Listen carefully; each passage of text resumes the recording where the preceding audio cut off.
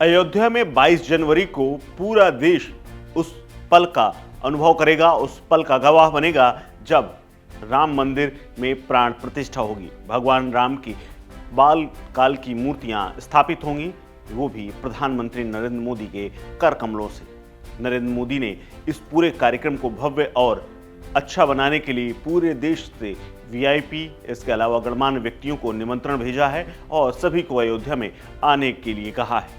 इसके साथ ही तमाम नेताओं को भी इनविटेशन भेजे गए हैं, विपक्ष को भी इनविटेशन गए हैं, उनमें से सोनिया गांधी और कांग्रेस के तमाम नेता शामिल हैं। इसके अलावा सभी को इनविटेशन भेजा गया है। इस आयोजन को लेकर के तमाम पार्टियों ने अपना स्टैंड क्लियर कर दिया है, क्योंकि विपक्ष में रहते हुए उन्होंने स्पष्ट कहा है कि हम ऐसे कार्यक्रम में नहीं जाएंगे जिनमें से कम्युनिस्ट पार्टियां शामिल हैं। वहीं दूसरी तरफ कांग्रेस पार्टी भी विचार कर रही है। लेकिन सबसे बड़ी बात यह है कि इंडिया गठबंधन में संयोजक की भूमिका, भले ही उन्हें पद न मिला हो संयोजक का, लेकिन भूमिका निभाने वाले नीतीश कुमार की पार्टी ने अपना स्टैंड क्लियर कर दिया है।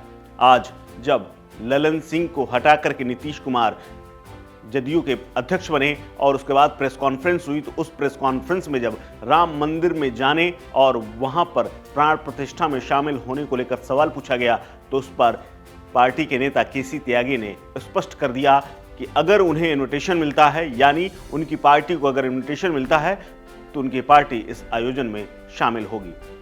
क्या कुछ कहा है केसी त्यागी ने, सुनिए।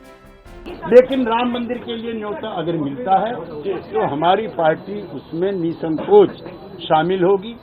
और ये जो एक पार्टी की तरफ से फूलपुर से चुनाव लड़ेंगे मुख्यमंत्री जी, पहले सवाल का जवाब नहीं दे पाया, आई एम सॉरी। ये राम मंदिर का जो मामला है, मैं इसमें रहा हूं उस दौरान मुलायम सिंह जी के साथ, ये मामला अदालत में विचाराधीन था। जब आपने किया तो मेरी सवाल और अदालत में रहते हुए जब आप ढांचे को तोड़ने के लिए जाएंगे तो क्या होगा?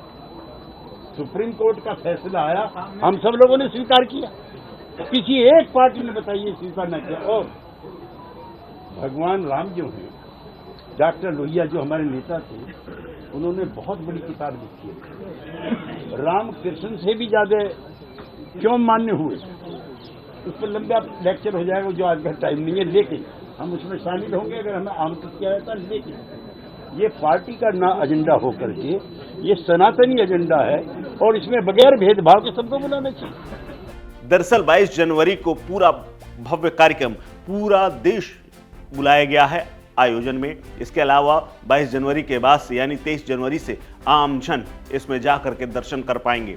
22 जनवरी को प्रधानमंत्री नरेंद्र मोदी पूरे भव्य तरीके से इसका उद्घाटन और प्राण प्रतिष्ठा करेंगे, जिसमें पूरे देश और दुनिया से लोगों को बुलाया गया है और तमाम हिंदू धर्म को मानने वाले लोग इस आयोजन में शामिल होंगे। तमाम ऋषि मुनि और ऐसे तमाम लोग जो राम मंदिर आंदोलन से जुड़े रहे हैं, इसके अलावा जो राम को मानने वाले हैं, वो भी जुड़ रहे हैं। लेकिन कुछ विपक्ष की पार्टियां इससे दूरी भी बनाना चाहती हैं। लेकिन नीतीश कुमार, जिनके बारे में ये कहा जा रहा था कि वो हो सकता है ललन सिंह एपिसोड के बाद, और बंगाल की मुख्यमंत्री ममता बनर्जी ने जब मल्लिकार्जुन खड़गे को पीएम के तौर पर इंडिया गठबंधन की ओर से प्रोजेक्ट कर दिया और उनका प्रस्ताव दे दिया, उसके बाद जब ये माना जा रहा था कि नीतीश कुमार नाराज हैं और ललन सिंह को हटाने के बाद अब वो राष्ट्रीय अध्यक्ष बन चुके हैं और वो बीजेपी के साथ जाएंगे।